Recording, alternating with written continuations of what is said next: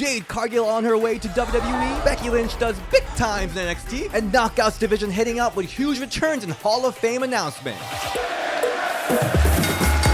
Welcome to Beer and Drink the Belle. This is DS. And this is a beautiful title, Angelina. And that is a beautiful person, Dad Bod Demigod. I'm Joey Mayberry. I am straighter than Ross Matthews, but gayer than Kevin James. A lot's happened in like 1 to 2 weeks. I know, so many returns, so many cool things happening. I cannot believe this is actually happening. I mean, we don't know if it's gonna happen. It is wrestling, you never know. Yeah. But that bitch, Jade Cargill, is coming over to WWE. Here for it. Completely here for it. Oh my god. She's so much better of a fit for WWE than she is AEW. I'm not even gonna lie. Why did you say that? So AEW gives me like wrestler quality versus like WWE, which is sports entertainer quality, and she just oozes sports entertainer to me. And that's not a bad thing. That's not like a read. WWE is more of a entertainment show in a way that there's a lot of character development, a lot of storylines, like these characters and superstars, while AEW is a lot about athleticism, about wrestling. It's the weekly wrestling concert. So in that sense, I feel like Jade Cargill would fit perfectly in WWE. I love the weekly wrestling concert. That's like the best definition ever. When I look at Jade Cargill, she kind of reminds me of like what I would create a wrestler for WWE like 2K13. So Fightful Select reported that on September 14th, so this week, that Cargill has finished up with AEW just hours before the Rampage taping. And the cool thing right now is that reportedly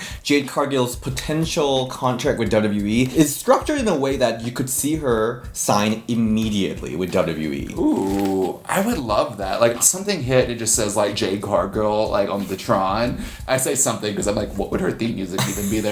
But like just the match possibilities, like her versus Rhea, her versus Raquel, her versus Asuka, her versus Nia, her versus Bianca Belair, everyone. Bianca, oh my god. The fact that like she might be coming to WWE like immediately because of the whole like contract situation. This is the second news we're gonna talk about, but Becky Lynch is a new NXT Women's Champion kind of out of nowhere. Is Jade coming to NXT to face Becky Lynch? Kind of here for it. But also, I love talking about like what would be the biggest Royal Rumble pop. I always thought like Stephanie, AJ, but now Jade Cargill number 30. Ooh, that sounds pretty good. Yeah, go ahead and book that. Get the popcorn ready. Go ahead and get that from me. I love that. Yeah. You know, you also mentioned Bianca earlier. Could you imagine those two as a tag team? Oh my god. That would revolutionize the whole tag division. Yeah. So back to Fightful. So Jade was greeted by several members of the roster who exchanged hugs, and that was also seen from Rampage match against TBS champion, where Jade Cargill lost cleanly. There were many within the company that said she was headed to WWE, but there was no explicit confirmation. Instead, she told people backstage that she's going to focus on her family and her softball team that she owns.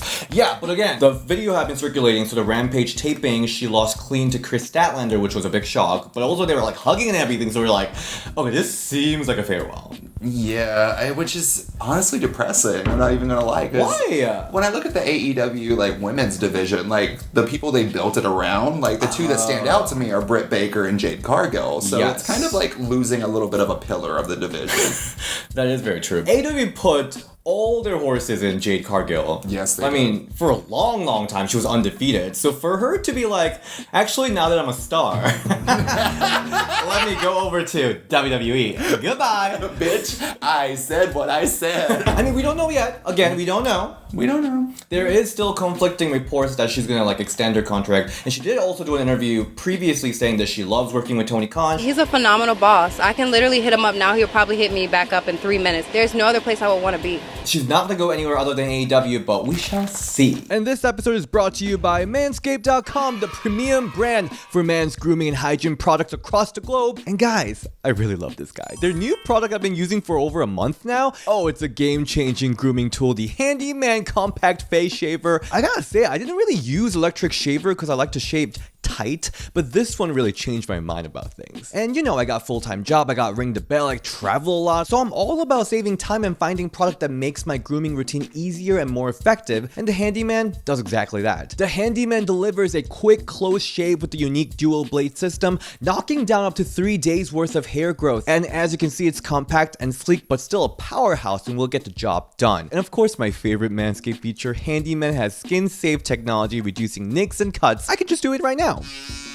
And it's waterproof, which makes everything so much easier. I just do it in the shower in the morning, boom, just like that. And with this compact size and rechargeable battery, you can take the handyman with you wherever you go, including planes. And the battery is like really strong with 60 minutes of runtime and a single charge. I honestly don't remember the last time I charged it. It's a strong battery gain. So whether you're a busy professional or a frequent traveler or someone just wants a convenient and effective grooming tool, the handyman, this dude, the compact face shaver is for you. And here's the best part, just for our Ring the Bell fam, use the code BELLE, B-E-L-L-E at checkout to get 20% off your purchase of the handyman from Manscaped. This gagged me so much. So Becky Lynch won the NXT Women's Championship out of nowhere on Tuesday, and it was like very controversial. Some people were like really not having it. Some people were like, this is awesome. But apparently, ratings are out and numbers don't lie. And NXT got the highest ratings in 3 years. The power of the Lynch, baby. It's exactly what she does. Big time. Big time. Becky's such a star. Yeah. Like, legitimately such a star. And it bothers me. Okay, so I have a pet peeve on the internet. Children and people and marks on the internet never learn the word buried because nobody knows how to use it correctly. In that match, like, you saw the match, right? It was amazing. Tiffany Stratton looked like $1 million. Right. Like, she is ready to be the superstar that she pretty much already is.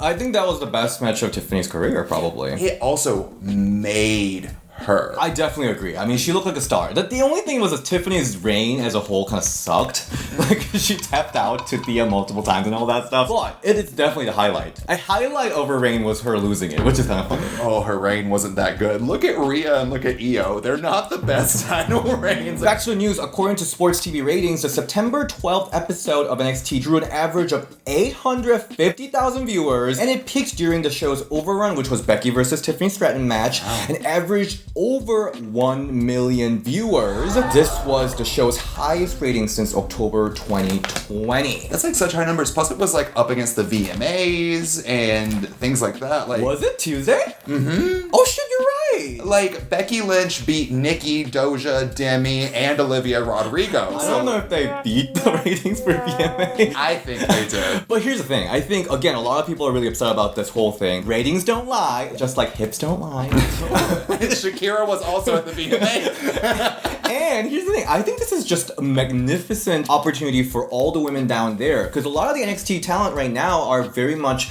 like new to wrestling. A lot of them, except for a couple exceptions, right? Yeah, like Roxanne. Blair Davenport. Maybe Mako if she's still around. Come back, Mako. I miss you. But yeah, I feel like for them to be able to work with the man Becky Lynch, who's literally the biggest name, along with Trish Stratus, in the history of women's wrestling, that is huge. That is so huge. Also, are you ready for the match that is just going to be the match? What? Becky versus Lyra is going to be the best match, and I'm putting my money on that. Really? I'm so excited for it. Are you excited about Lyra?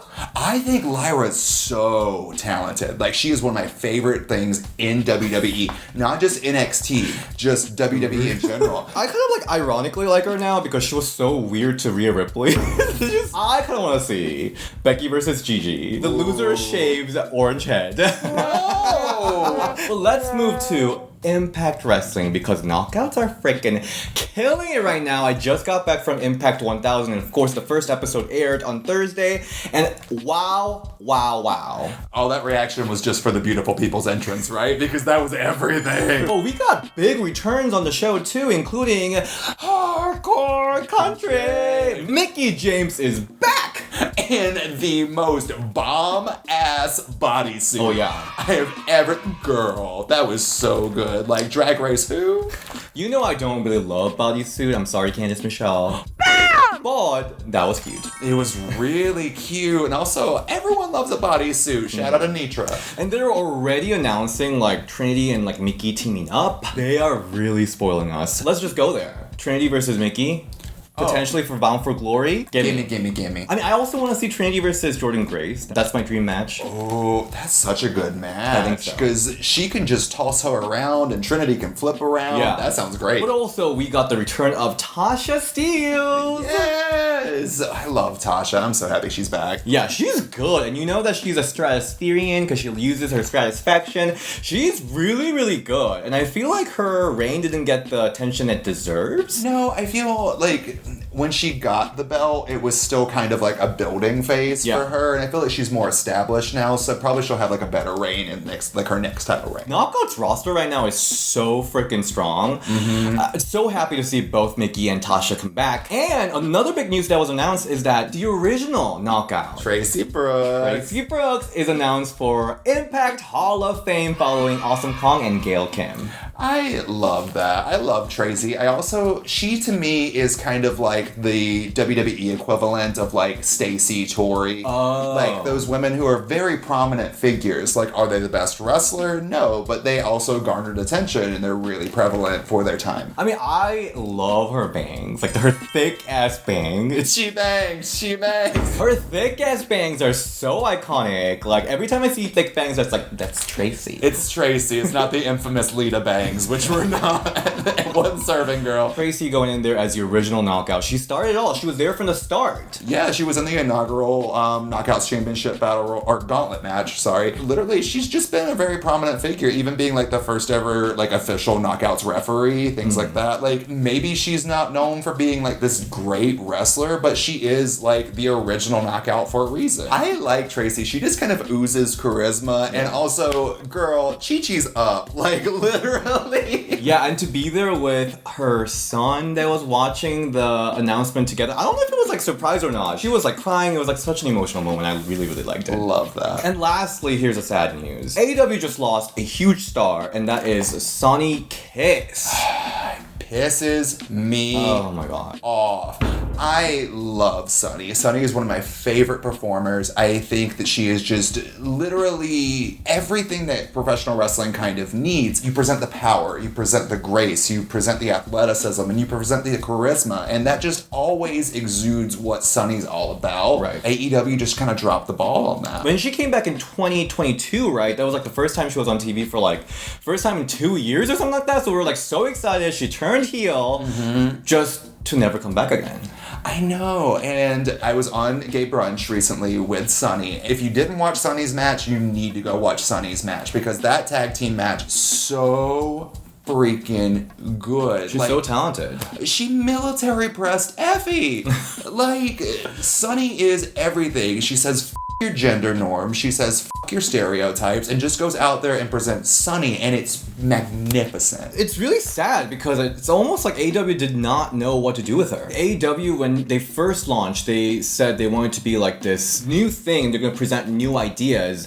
So they had amazing hirings like Nyla Rose and Sonny Kiss from the start. Even the commentary was always having this issue, like they didn't know what to do with Sonny, in a sense that like they were so confused. And I feel like AEW, it was promised to do something new in pro wrestling, but ended up not doing that. Putting any amount of femininity into the masculine, like, male division is always confusing. I get it all the time. Sonny goes in there and whoops ass. Yeah. Like, completely whoops some ass. And they still have trouble. Sonny also had this really heartbreaking interview with Busted Open, like, talking about how the exit was so heartbreaking, and then she had to beg to be on TV, not to be complacent. What a missed opportunity. What a state of literally taking someone who could have been everything and not doing anything with them. I feel like Sonny will be a really good fit for Impact Wrestling, because Impact Wrestling has done such a good job with their intergender matches, with like Digital Media Championship, with Jordan Grace and everything. So I feel like I have most trust for them to do something with Sonny. We'll see what happens next for Sonny. You wanted to talk a little bit about Nia Jax a little bit, right? I kind of wanted to go off a little bit about This seems like a weekly thing now. Joey's rant time. Joey's rant. We've all seen the talks of Nia returning, right?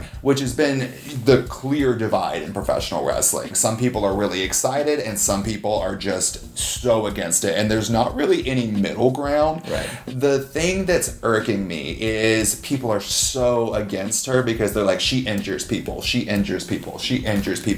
Injuries happen. They just do. They somehow act like she's going out there and aggressively trying to hurt people and aggressively like making malicious acts on people when she's not. I really try hard. I really want to make people look good. I really want to tell a great story. And, you know, sometimes mistakes are happened and I never want to be unsafe. Like when I worked Lexi, she's so little, you know, and I was so extra cautious because that's my best friend and I don't want her to get hurt. And I always made it a point to make sure that everybody felt comfortable in the ring with me. Yeah. And so that kind of hurt my feelings, but I knew like backstage people had my back. But other than that, it was like, dang man, fans can be cruel. This is a real person, you know? She exists. She is a person. And now she has to go on the internet and look at all these people who are calling her dangerous, saying that she shouldn't wrestle. Do you know what that does to someone's self-esteem? And do you know what that does to somebody? It just irks. I love that Asuka went off. This is not ballet is something that people say all the time because it's not. I go into the ring every time expecting that, you know, anything could go wrong. I could walk out with my shoulder separated or, you know, walk out bleeding. It could just happen. But here's the thing that I'm very impressed with is because she gets people talking no matter what. Nia Jax, everyone's talking. She has star power charisma that is just with her. People care. And I think that's a good thing. And I think people need to get off their high horse because she does have that star power. And you know why? Because she's not like most girls. She's a whole superstar. Love you, Nia. Thank you so much for joining in for this News and Rumor episode. Joey, where can we all find you? You can find me everywhere on the internet. Joey_Mayberry on Instagram and Twitter. Joey.Mayberry on TikTok. Also, check out the Golden Era podcast. Every single Friday, Jake Smith and I are going from 2001 on, reviewing all of the classic diva stuff that you love. Check it out anywhere you get your podcast or right here on YouTube. And you can find me at DSShin on Instagram and Ring the Bell DS on X. All right, see you next time. Bye. Bye. I forgot it's called X.